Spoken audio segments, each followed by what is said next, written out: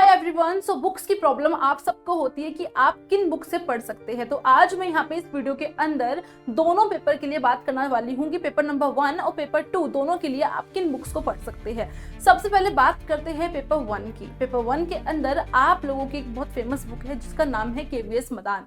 KVS Madan की book बहुत अच्छी बुक है और बहुत ही डिटेलिंग बुक है, लेकिन वहां पर एक प्रॉब्लम आपके सामने ये आ सकती है कि आप लोग जब किसी टॉपिक को पढ़ते हो तो पढ़ते पढ़ते वहां पर कब दूसरा टॉपिक स्टार्ट हो जाता है, वो एक कंफ्यूजन क्रिएट कर देता है। तो वहां पर आपको थोड़ा सा कंफ्यूजन का सामना करना पड़ेगा। इसके अलावा केवीएस मदान के बाद आप लोग एक बुक देखते हैं डॉक्टर कर्पिता कारवा की। डॉक्टर कर्पिता कारवा की बुक भी अच्छी बुक है जहां पे सारे टॉपिक्स को आपको अलग अलग चैप्टर्स में बताया गया है और इसके अलावा वहां पे कुछ क्वेश्चंस भी आपको दिए गए हैं जो आप कर सकते हैं, पीवाईक्यूज भी वहां पे दिए गए हैं। देन नेक्स्ट आपका आता है एक ओसवेल की बुक। ओसवेल की बुक आपको दो तरीके से देखने के लिए मिलती है। फर्स्ट आपको प्रीवियस ईयर के क्वेश्चंस की बुक दिखेगी, सेकंड आपको एक मॉक टेस्ट की बुक देखने के लिए मिलती है। तो आप इन दोनों बुक का यूज भी कर सकते हैं, यानी कि सपोज कीजिए आपने केवीएस मदान की बुक ली, उससे आपने सारी चीजें पढ़ ली है, फिर उसके बाद आप लोग प्रैक्टिस करना चाहते हैं तो वो प्रैक्टिस आप लोग ओसवेल की बुक से कर सकते हैं। प्रीवियस ईयर के क्वेश्चंस देख सकते हैं, उसकी एक पूरी प्रॉपर सेपरेट बुक है। और दूसरी बुक आप देख सकते हैं मॉक टेस्ट की, जहां पे आप लोग खुद से प्रैक्टिस भी कर सकते हैं। तो तीन बुक मैंने आपको बता दी है पेपर नंबर 1 की, केवीएस मदान, डॉक्टर कर्पिता कारवा और तीसरी बुक मैंने आपको बोली ओसवेल की, जहां पर आपको पीवाईक्यू और मॉक टेस्ट उसकी दो सेपरेट बुक देखने को मिलती है। तो आपको कौन सी बुक अच्छी लग रही है, किसमें आप कंफर्टेबल है, दो बुक एक साथ भी ले सकते हैं प्रैक्टिस के लिए और थ्योरी के लिए अलग अलग, वो आपको डिसाइड करना है कि आपको कौन सा पसंद आ रहा है। और आप सबको मैं एक बात और कहना चाहूंगी इस वीडियो में आगे बढ़ने से पहले कि आप सब जो बुक्स ले रहे हैं वो आप बुक स्टोर पे जाके ही परचेज कीजिएगा। उसका रीजन ये है बिकॉज आप लोग जब सामने किसी बुक को देखते हैं तो आप लोग उसका इंडेक्स पेज अच्छे से समझ पाते हैं। दूसरी बात, आप उसकी थोड़ा लैंग्वेज को भी देख लेते हैं कि हाँ लैंग्वेज कैसी है, आपको समझ आ रही है नहीं आ रही है। तो आपको ये चीजें जरूर चेक करनी है। अब बात करते हैं पेपर नंबर 2 की, जो कि पॉलिटिकल साइंस की है। पॉलिटिकल साइंस के अंदर आप कौन कौन सी बुक को परचेज कर सकते हैं। हालांकि पॉलिटिकल साइंस के अंदर टोटल 10 यूनिट आपको देखने को मिलती है। अब 10 यूनिट की अलग अलग बुक्स लेकर स्टार्टिंग में पढ़ने लग जाना वो आप लोगों को बड़ा ही बर्डन दे सकता है। तो आप लोगों को पहले क्या करना है, एक बुक लेनी है जिसके अंदर सारी की सारी 10 यूनिट दी हो, जैसे कि राजेश मिश्रा, अरिहंत। ये दो बुक ऐसी है जहां पर आपको यूनिट 1 से लेकर यूनिट नंबर 10 तक सारी बुक्स देखने को मिल जाती है। पहले आप लोग इन बुक्स को पढ़िए, अच्छे से पढ़िए। हालांकि अरिहंत की बुक में थोड़ी सी मिस्टेक देखने को मिलती है जो कि आपको कंफ्यूज कर सकती है। तो राजेश मिश्रा की बुक भी आप पढ़िए, वहां पे 1 से लेकर 10 तक की सभी यूनिट्स को दिया गया है। अब बात करते हैं कि अलग अलग यूनिट्स की आप लोग कौन कौन सी बुक से पढ़ सकते हैं, जो डेप्थ में पढ़ना चाहते हैं, जो और इन डिटेल पढ़ना चाहते हैं। तो सबसे पहले बात करना चाहूंगी यूनिट नंबर 1 की। यूनिट नंबर 1 आपका पॉलिटिकल थ्योरी है। पॉलिटिकल थ्योरी के लिए सबसे बेस्ट बुक जो है वो है ओपी गाबा की बुक, आप वहां से पढ़ सकते हैं। बाइलिंगुअल है, हिंदी में भी आती है और इंग्लिश में भी देखने को मिलती है। उसके बाद यूनिट नंबर 2 पॉलिटिकल थॉट्स, वो बुक आपकी ओपी गाबा ही है जो आपको एक पॉलिटिकल थिंकर्स की अंडरस्टैंडिंग अच्छे से करवा देती है। तो यूनिट नंबर 2 के लिए भी मैं आपको कहूंगी कि आप लोग पॉलिटिकल थॉट्स को ले सकते हैं।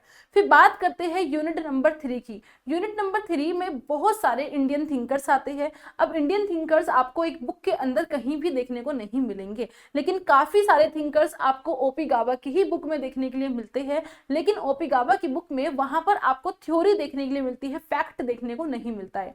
आपके जो फैक्ट है इंडियन थिंकर्स को लेकर वो सब आपके राजेश मिश्रा में कवर हो सकते हैं। ठीक है, तो यूनिट नंबर 3 में अंडरस्टैंडिंग के लिए आप लोग ले सकते हैं ओपी गाबा की ही बुक को। अब बात करते हैं यूनिट नंबर 4 की, कंपैरेटिव पॉलिटिक्स। कंपैरेटिव पॉलिटिक्स के अंदर आप दो बुक ले सकते हैं। पहला आपका जेसी जौहरी की बुक आती है जो कि आपका हिंदी और इंग्लिश दोनों में ही है, एक बार आप लोग चेक कर सकते हैं। और उसके अलावा एक दूसरी बुक है कंपैरेटिव पॉलिटिक्स की ओपी गाबा, लेकिन अगेन वहां पर सारे टॉपिक्स आपको नहीं दिए गए हैं। तो आपको इन दोनों में से जो बेस्ट लग रहा है आप लोग अपने लिए परचेज कर सकते हैं, दोनों ही बुक आपकी बहुत अच्छी है। नेक्स्ट हम बात करते हैं यूनिट नंबर 5 की, जो कि इंटरनेशनल रिलेशन है। यूनिट नंबर 5, वैसे तो किसी एक बुक के अंदर सब कुछ नहीं मिलता है, अगेन वही चीज, बिकॉज इंटरनेशनल रिलेशन आप लोग करंट अफेयर से ज्यादा अच्छे से कवर करते हैं, या फिर आपने किसी एक बुक से, जैसे कि राजेश मिश्रा की बुक पढ़ी, वहां से ही आपने कुछ चीजें सीख ली हैं।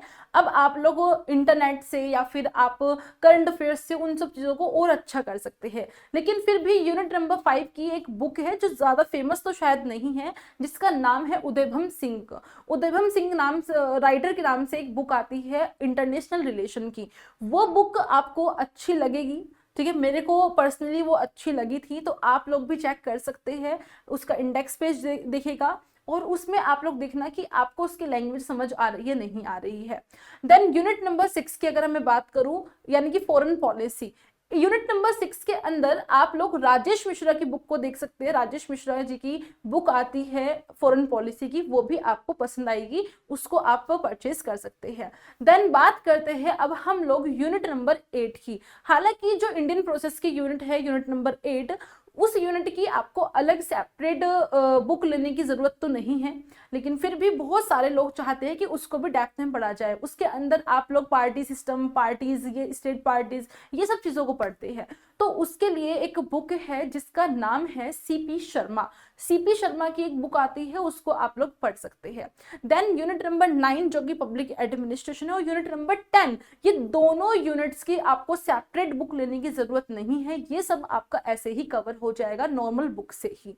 तो आप लोगों को मैंने पेपर 1, पेपर 2 दोनों की बुक्स बता दी है। अब यहाँ पर मैं एक चीज आपको क्लियर करना चाहूंगी कि आप लोग इस बात का बहुत ध्यान रखिएगा कि जब आप कोर्स किसी भी मतलब यूनिट की बुक को परचेज कर रहे हैं, तो आप लोग ऑनलाइन से थोड़ा बचे। उसका रीजन ये है कि ऑनलाइन में शायद आप उसके कंटेंट को नहीं देख पाओगे।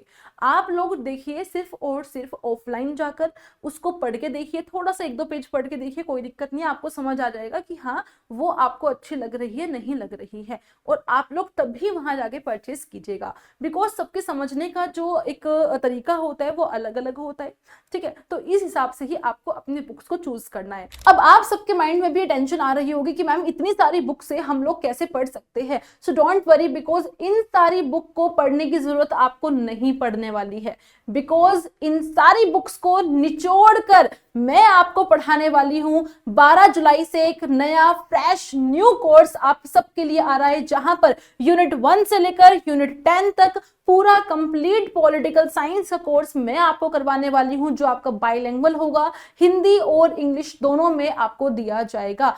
साथ ही साथ आप सबके लिए लेकर आए एक बेस्ट ऑफर, जहां पर आप लोग 5499 के अंदर ले सकते हैं 6 मंथ का कोर्स, और इसके अलावा अगर कोई भी 12 मंथ का कोर्स लेना चाहता है तो वो अब 8499 के अंदर आपको मिल रहा है, और ये ऑफर सिर्फ और सिर्फ 10 जुलाई तक है। सो मेक श्योर कि आप लोग 10 जुलाई तक कोर्स को परचेज कर ले, बिकॉज 12 जुलाई से आप लोगों के लिए आ रहा है पहला बैच, जहां पर फर्स्ट क्लास आपकी 12 जुलाई को होगी। सो मेक श्योर कि आप उससे पहले ही सभी अपना कोर्स को परचेज करके रखें, ताकि आप लोगों की एक भी क्लास स्किप नहीं हो। बिकॉज जब आप एक सफलता की सीढ़ी पर चल रहे होते हैं तो वहां पर फर्स्ट स्टेप आपका मेन स्टेप होता है, आप उसको स्किप करके आगे छलांग नहीं मार सकते हैं। सो मेक श्योर कि 12 जुलाई से पहले सभी लोग कोर्स को परचेज करके रहे, और आप लोग साथ में मिलकर, हम सब मिलकर अपनी सफलता, अपने गोल JRF को क्रैक कर सके।